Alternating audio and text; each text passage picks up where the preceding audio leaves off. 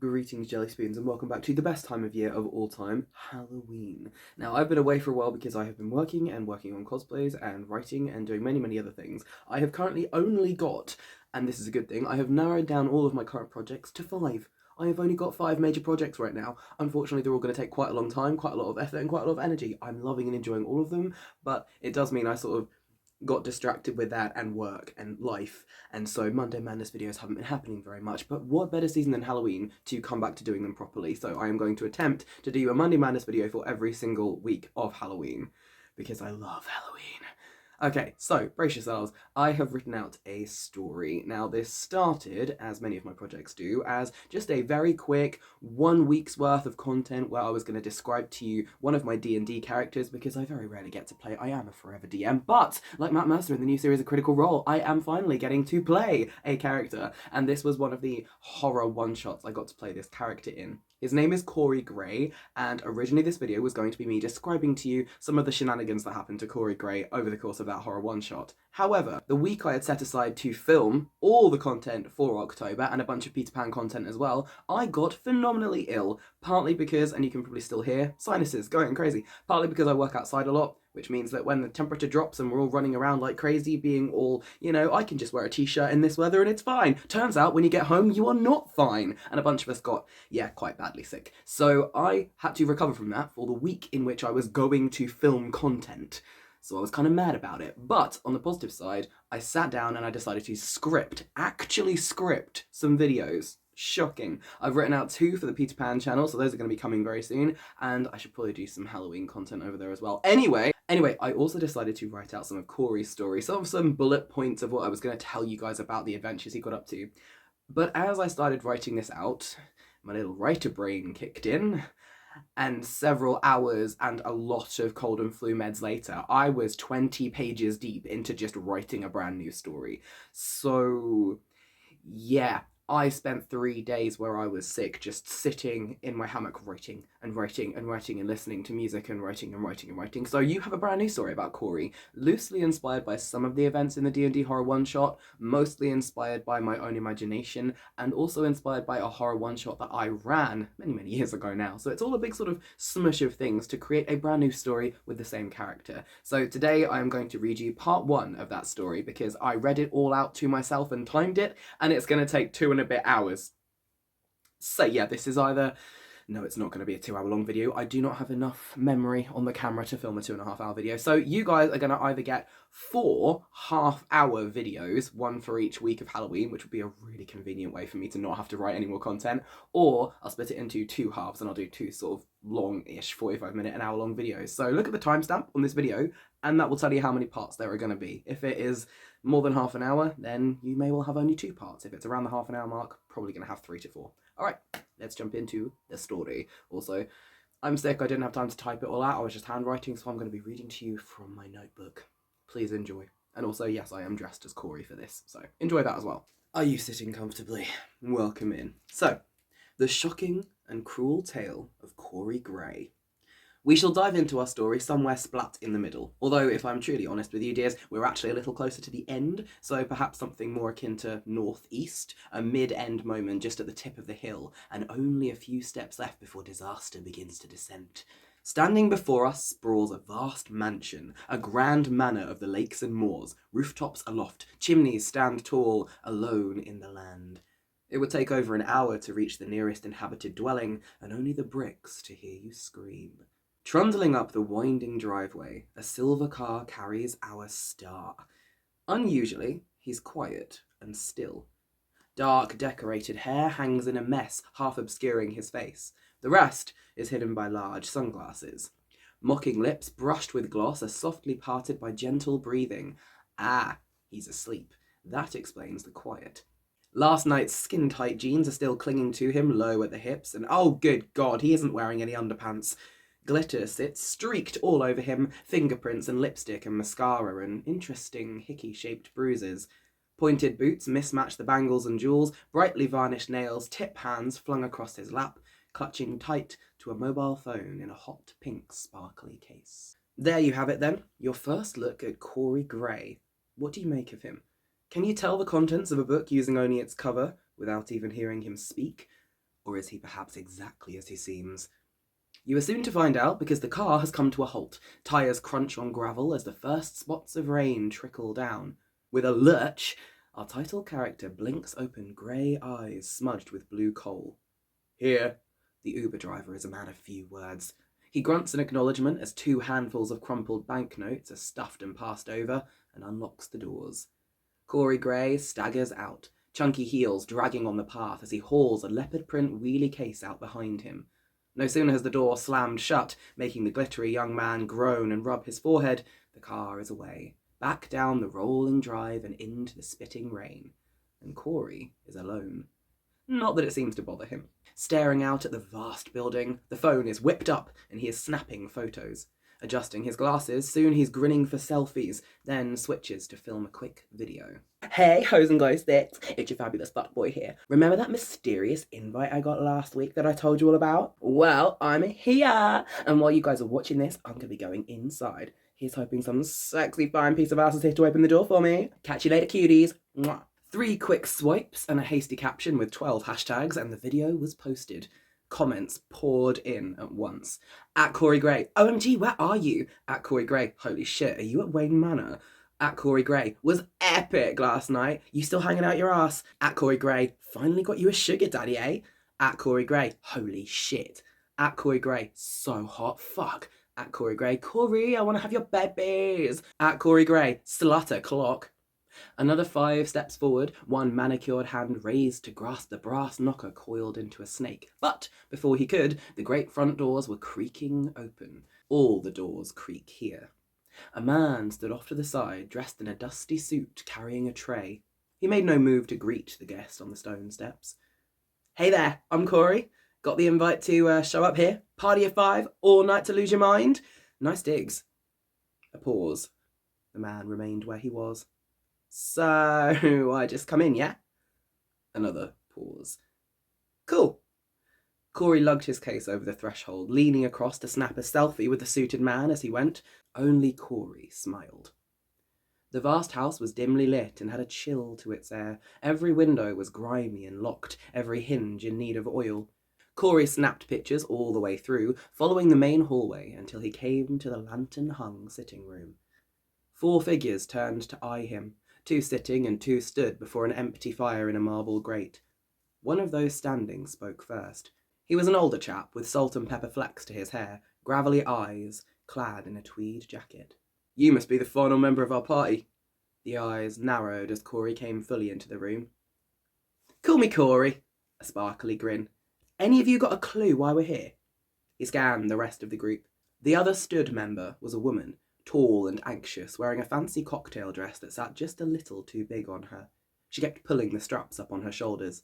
She met Corie's eye only briefly before blinking and hurriedly looking away. The other pair had taken seats on the 2 long couches. One was a young woman with bubblegum pink hair and at least 20 cartoon animal clips in it. Her flared pants were rich plum embroidered with stars, and she wore a matching low-cut top. She shot Korie a wink, which he returned, adding a poked-out tongue. The woman giggled. Finally, sat apart from the rest, on the farthest corner of the other couch, was a man with sandy blonde hair and beard. He wore an old suit in beige with a green shirt and tie. As Korie flashed a wicked grin his way, the man took a moment to think, before crossing one leg over the other and patting the cushion next to him, inviting the newcomer over. Korie took it. Dropping his suitcase by the door, next to gathered luggage left by the others, he pranced over to the blonde and plonked his ass down close beside him. Well, hello, he began with his usual lilting charm plastered to every word. And what can I call you, huh? The man leaned back a touch to take Korie fully into his gaze, then replied in a glorious northern accent. Call me Lee, or... He lifted a hand and tapped one finger to a distinctly mouth-shaped bruise at Corie's glittery collarbone. Get a few drinks down me and you can call me whatever you like. Delighted it had been that easy, Korie sparked another grin. Your room or mine, gorgeous. The blonde northerner Lee barked a laugh. Confident they're going to give us all our own bedrooms, are you? You've seen the size of this place. If we're all bunking up together, I'll give you $1,000. Can you afford that? Lee raised an eyebrow. Before Korie could answer, the gentleman in tweed spoke over the room. He can afford a lot of things. Unfortunately, money can't buy taste. Our protagonist turned to the speaker, face determinedly neutral. None taken, darling. The older man huffed a snort. Ridiculous the amount of money that gets thrown at you lot. Prancing around in next to nothing, wittering away, and that's a job, is it? That's your contribution to society, is it? Korie shrugged, leaning back into the couch. Ask my 2 million subscribers. They seem to like it. The man snorted again and turned back to the fire. You know who I am, though. Korie watched the back of the man's head, willing it to itch like crazy. So, you've watched my stuff. What did you enjoy most? Kitchen lip syncs? Or was it my party vlogs? Ooh, maybe you're one of my regulars on live chat. Does it get you off watching me prance around in next to nothing, I would, Lee muttered at Corie's ear. The two chuckled and Korie felt a hand on his knee. Before anyone could say anything more, the door opened. The suited man from the front door entered. His tray was full now, balanced with 6 tall glasses bearing glugs of green liquid which was fizzing. Without a word, the man who Korie decided must be some kind of butler began to offer around the tray of drinks. They each took one. Are we expecting someone else? The pink-haired girl asked, pointing to the final unclaimed glass. Didn't the invite say party of 5? The butler backed away, tray held aloft, unspeaking. Korie eyed the other 4. Everyone was bemused. Then a new voice sounded from just behind them. And here you all are. Welcome, welcome one and all to Venidicus' house. All faces whipped around. A tall man with scraped-back silver hair wearing a crisp black suit was emerging from a hole in the wall, where moments before a bookcase had been. He smiled around at each of them, letting the hidden doorway close shut into a bookcase once more, and picked up the final glass. With a nod, the butler vanished from the room. It was the pink-haired woman who broke the renewed silence. Oh, so is this place yours? Did you send us the invites? The man who had emerged through the bookcase continued to smile. Perhaps it did not quite reach his eyes, or maybe that was just shadows in the firelight. To answer your questions, the man raised his glass. Yes, it was I who invited you all to come here tonight.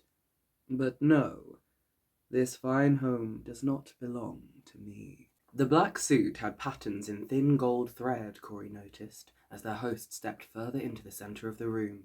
Twirls of skulls and lilies in neat rows up and down. Your rooms have all been assigned, he continued. Korie nudged the cute blonde and whispered, Told you so. Lee smiled. Their host had reached the empty fire, wordlessly causing the tweed-clad man to shuffle aside, despite outweighing the bookcase emerger by a considerable amount of muscle. Maybe he had noticed the way that smile was fixed a little too perfectly in place. It remained as their host spoke again. Dinner will be served at 9 p.m. The dining room is on the 1st floor, directly above this room we are currently in. 9? The woman tugging at her straps asked with a slight stammer. That is rather, late, isn't it? That fixed smile turned to her. At Venidicus' house, we are a nocturnal lot. If anything, the smile widened. You are encouraged to explore and enjoy every corner of the house and grounds, especially after dark. Korie wiggled his fingers and made an ooh noise. Lee and the pink-haired girl joined in. Darkness brings out things that the sunshine overlooks, the host continued. We wouldn't want you to miss out. Long fingers around the glass, nails clinked.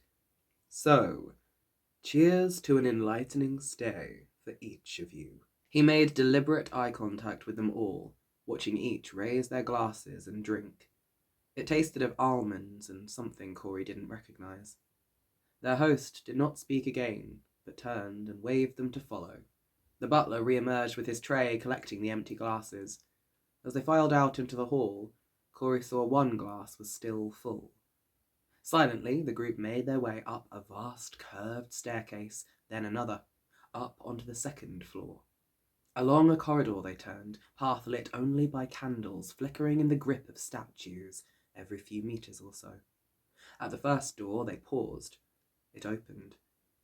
Hey, those are my bags. How did you? The tweed-clad man stepped into the room.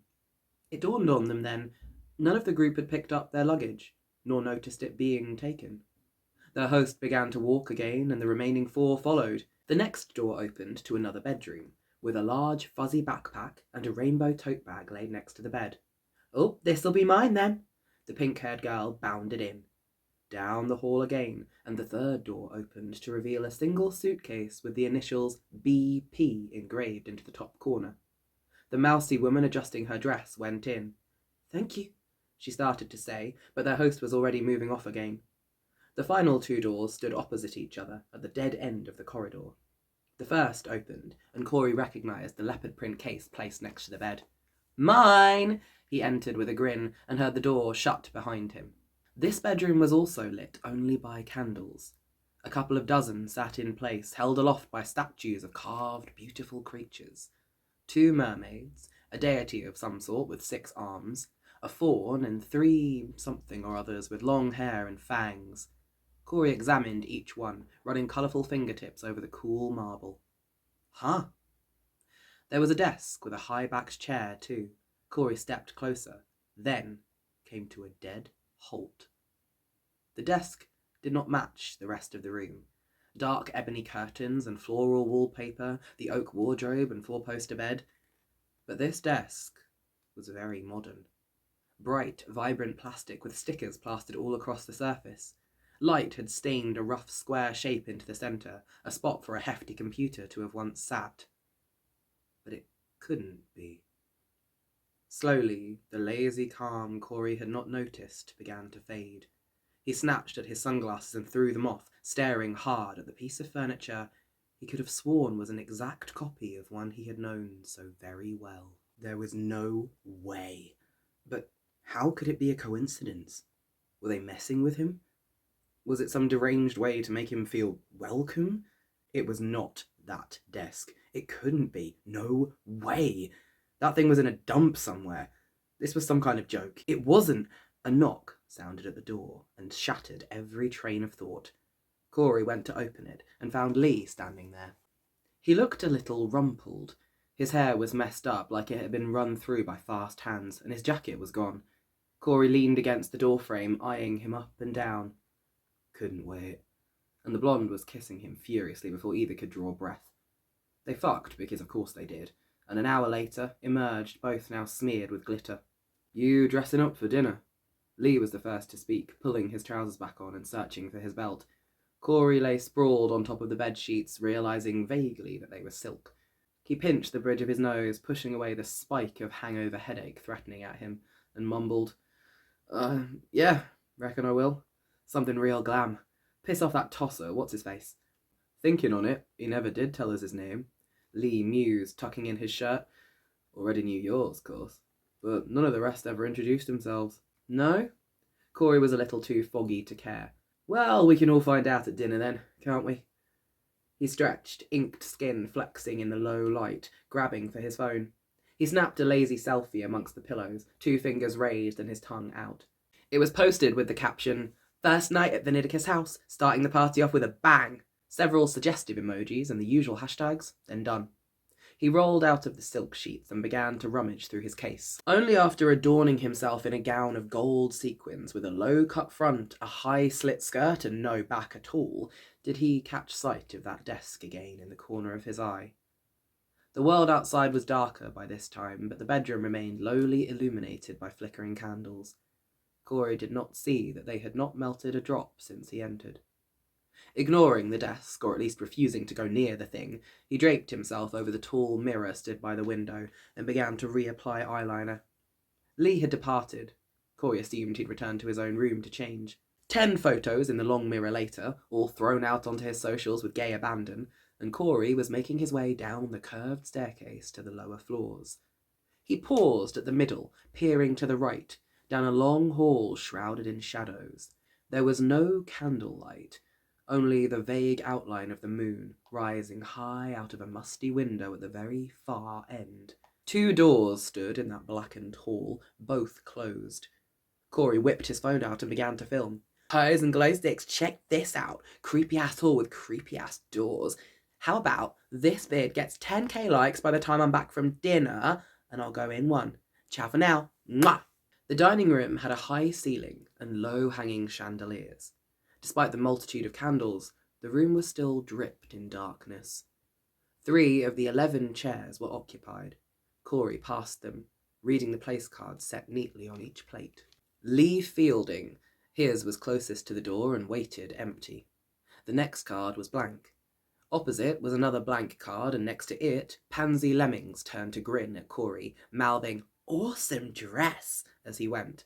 She was wearing a pink bodysuit to match her hair, with a soft skirt cut almost as high as Corie's. He winked at her and carried on. Another blank space, then Sandra Paulson sat fiddling with the lace cuffs on a pale dress, once again just a smidge too big for her. She was eyeing the empty place right beside her with trepidation. After the next following blank spot, also laid with plate, cutlery and chair, came the older man. His card read Malcolm Grantham. His dinner jacket was exquisitely cut with gold buttons. He moved, a hand covering the empty seat with the blank place card directly beside him. "Oh, honey, we dressed to match," Korie trilled, tapping a gold button as he pranced by. Another blank card, and the final seat was his. Korie Gray, in curling red letters. Were everyone's red? He hadn't noticed. One final seat was vacant at the head of the long table. It had no place card. Making sure to sit with his legs draped crossed on the side where Mr. Grantham would definitely see, Korie leaned his elbows on the table and grinned. "So, where are the rest?" Pink-haired Pansy leaned across to read. "Lee Fielding, where's he at? And how about the Silver Fox? Is he going to join us?" Malcolm Grantham stopped glaring sidelong at Korie to check his watch and snort. 9:01. Poor hosting to be late to your own nonsensical dinner party. Korie giggled. "If it's all so nonsensical, why'd you come, hey?" A finger with no polish on carefully clipped nails jabbed towards him. "Do you even know what nonsensical means?" "Why, don't you?" Korie grabbed his phone and took a picture of the pointing finger and the man it belonged to. The flash caught him off guard and the jabbing became a swipe at the air as he blinked rapidly. "Knock that off right now. I'm not one of your Nancy boy mates. You won't get me prancing around in some grimy club sucking off the DJ. "Oh, so you do watch my stuff." Korie chucked an air kiss. The doors swung open again as Mr. Grantham opened his mouth to retort. 2 long, groaning creaks, and through them came their host. Silver hair was wound back in a low ponytail, and he still wore the same embroidered black suit. There was one addition, a crimson handkerchief folded neatly in the breast pocket. "Welcome again, most treasured guests." They didn't know this man's name, Korie remembered, as he swept around the table and took his seat at the head. Then, as though he'd read the sparkly man's mind, he said, "Allow me to introduce myself. You may call me Vigill. While you are guests here, I shall answer to that name." As he spoke, he lifted his knife and fork, taking a bite of the meal set before him. Korie shook his head and blinked. Food was spread before them all, steaming hot and smelling deliciously fresh. But their plates had been empty when they arrived, hadn't they? And no one else had entered. Korie sniffed, catching the scent of roasted peppers. His stomach made him very aware of its presence, and he picked up the fork. When did he last eat? The cherries on last night's drinks surely didn't count. He couldn't remember. Next to his wrist, the blingy phone screen lit up. The only thing on mute in Corie's world was his phone. He'd learned that the hard way as he climbed the ladder of online success. Messages, comments, tags, all of it never slept. He'd even had to disable the vibrate. It went off far too much, making any surface rumble. Checking it, Korie found a broad smile grabbing at his mouth. The video had hit 10k. Comments were pouring in. At Korie Gray, "OMG, go left!" At Korie Gray, "That right one looks spooky!" At Korie Gray, "Both? Both is good." Delighted once again, Korie tapped out a poll and threw it up. Left or right? His audience would decide. Returning to his tart, Korie prodded it with a fork, peering closer. "There's, no meat in this, right?" He directed the question at Vigill, sat nearby at the head of their dining party. But Malcolm Grantham was the one who responded. "Should have known you'd be one of them veganist whatsits. Pack of pansies, the lot of you." Pink-haired Pansy piped up over the table. "No, I'm Pansy, Malcolm." Korie sniggered, and she sent an appreciative tongue wag his way. "Each of your dishes has been prepared to your preferences and specifications," their host assured, taking another bite. "Please dine and enjoy." "What are all these for, then?" Malcolm inquired, pointing his knife around at the 5 place settings, all ready but left blank and empty. Vigill tapped the table. Here at Venidicus House, we always save a space for secrets. He tapped again. For our dearly departed. Another tap. The weights shackling us with every drawn breath. Another tap. And the fears that haunt us. The ghosts sat beside every one of you. Korie felt something sting at his lip. He had bitten down and drawn a pinprick of blood. No one knew what to say to all that, so they continued to eat. Mr. Vigill, sir? Sandra was looking anxiously from one end of the table to the other. We are missing someone. Do you know where he is? She looked almost alarmed at herself for asking. Vigill tutted, looking over at Lee's empty chair. A pity. He took another bite. I had higher hopes for him than to fall this early. The other four were perplexed. What do you mean? Korie asked, hand wavering on the way to his tart. Vigill's eyes were silver like his hair, pale as a ghost as he turned to the man to his left. Interesting indeed that it should be you who inquires. Korie worked hard to hoist a casual grin back onto his face under that fixed smile. Just wondered is all. You make friends fast. Vigill sucked some sauce from the tip of his knife. Or perhaps you make fast friends, here tonight and gone come the morrow. Korie swallowed. Whatever seems most fun at the time. He ate a forkful of the thick roasted vegetable tart as Vigill nodded. You ought to slow down, you know. Their host seized Korie's gaze and refused to let go. Have a break, Kit Kat. It will do you some good. Korie choked. What? Kit Kat. No one knew. No one at all. It had to be a coincidence. It had to be. When had dessert arrived? Suddenly his fork was a long spoon, and their plates had all changed to glass bowls filled with puddings. Korie put down the spoon. There were chunks of unmistakable chocolate-clad wafers ornamenting the thick cream, each emblazoned with the name. Kit Kat bars. Not much of a sweet tooth? Vigill asked over his own treacly pudding. Korie shook his head. Only when it's a shot. The signature grin came back, though it took a little longer than before. A thin hand with spindly fingers reached across and took one of the pieces dripped in cream. Vigill ate the chocolate in one bite. Korie resolved to chill the fuck out and took a sip of the wine he could have sworn was not on the table a moment previously. It was citrusy and smooth. Korie drained his glass. Now that what remains of us are fed and watered. Vigill sat back in his seat, nails tipper-tapping. Feel free to roam as you wish. The house is yours to explore, as are the grounds. Fear not, we have no curfew here. All we ask is that you do not enter the crypt or the wine cellar. The crypt can be found at the rear of the property, just below the southern tower, and the cellar sits below the kitchens. It is only accessible through the white door, using this key. A key was produced. Had he held it all this time? It was thin, skeletal, snow-white, and scraped into a neat, razor-sharp point. Vigill laid it down in the centre of the table and rose to his feet. I bid you a very fond farewell. Know this, dear guests. It has truly been a pleasure getting to know you all. Then he was gone. Getting to know us all? Pansy was laughing. But none of you even said 2 words to him. Or did he grill you up in your rooms? Huh? Korie felt a haze shift as he got up and smoothed down the sequined gown. You kidding? None of you lot said anything in ages. Oh, don't give me that. Malcolm was up too, narrowing his eyes at the rest of the room. Finally got you quiet for once. It was a damn nice meal for a while there. No, Korie insisted, looking across the table to the others. No way. He was talking to me until we were all done. He called me... But there was no way in hell he was finishing that sentence. Well, whatever. I'm going exploring. He bounded around Malcolm and headed for the doors, hoiking his phone high and starting to film. Pansy whooped and set off out of the dining room towards the grand staircase. Oh, shouldn't we perhaps maybe stick together? Sandra was hurrying to her feet, looking after them all. It is very dark. Someone could get hurt or lost. But she faded away as Korie darted up the corridor and went straight for that gloomy hallway.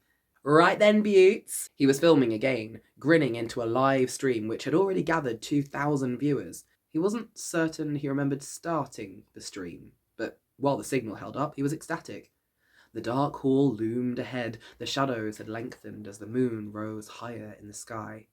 So, turning with the screen so his back was to the corridor and its two doors, Korie waggled his eyebrows to the chat and asked, "To the right or to the left? Where are we going?" The poll showed 52% choosing left, but a new wave of comments, read with variants of both. Flashing lip gloss, Korie grinned. "Never ask a bisexual to make a decision." Something flickered on the screen. "OMG, did you all see that?" Comments flew in. "It's behind you!" And "What is it?" And "Who you gonna call?" "Ghostbusters!" Glittery eyelids fluttered. "You guys are gonna make me paranoid." He spun in a circle, showing the stream as he danced deeper down the corridor. "Nothing here but little old me, see?" His back clanged into something cold. Korie yelped. The statue made no sound.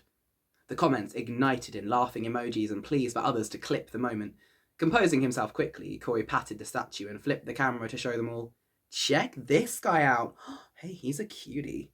The phone light illuminated the figure in stages. First the feet, then chest, then arms, then head. Huh. Korie traced the statue's features under his hand. "Looks kinda sad, don't you think, chap? Wonder if he's got a name." Tilting the beam down, he examined the base the statue stood upon. The figure wore soft robes swirled close around his body. Both hands were held behind his back, and as Korie moved in for a closer look, he saw the wrists were bound in marble rope. "Jesus," he mumbled, then, "Kinky, huh?" As he crouched to brush dust away from the metal plaque at the statue's feet, shimmering in the phone light, it read, "Non ego iram, plea of the sacrificed lover." Something caught tight at Korie's chest. He jerked back, looking up into the statue's pained face. Gentle curls fell over wide eyes. When they met, the face contorted, and the statue cried out in a voice Korie knew at once. "It wasn't me! Tell them!" Sirens sounded outside, and Korie fell frozen. "Tell them! Please, Kaylin, tell them it wasn't me!" His heart lurched and fingers fumbled, nearly dropping the phone. The chat was continuing on. "Thought this was some exclusive middle-of-nowhere place. You guys heard cops too, right?" "What? Whoop whoop, the sound of the police!" The screen flickered. Fixing the camera firmly back on himself, Korie spoke loudly into the stream. "Well, left won the poll, so we're going in there first. If you all stay naughty, then we'll go right too. Deal?" He strode past the statue and seized the brass handle. The sirens had stopped. In one smooth twist, the door was open. The screen stuttered. The room was completely blackout. Was there sound in the darkness? One step. Korie was entering the space. There was something in there. The chat window burst with eager encouragement. "You've been through so much, Korie, you can do this." "Yeah, brave as shit you are." "Go, Korie, go." "Still hot though." "Hot as hell." "Glow stick stand." "Hose hold your hand." "Slide a clock." With a sprawling grin, Korie took a second step. He was over the threshold. The door swung shut. That brings us to the end of part 1. Please tune in for part number 2. I will link it somewhere when it is available. Look out for it on the channel. If it hasn't appeared yet, it's probably going to appear next week. Alright, I love you all. Bye. Is that a plane?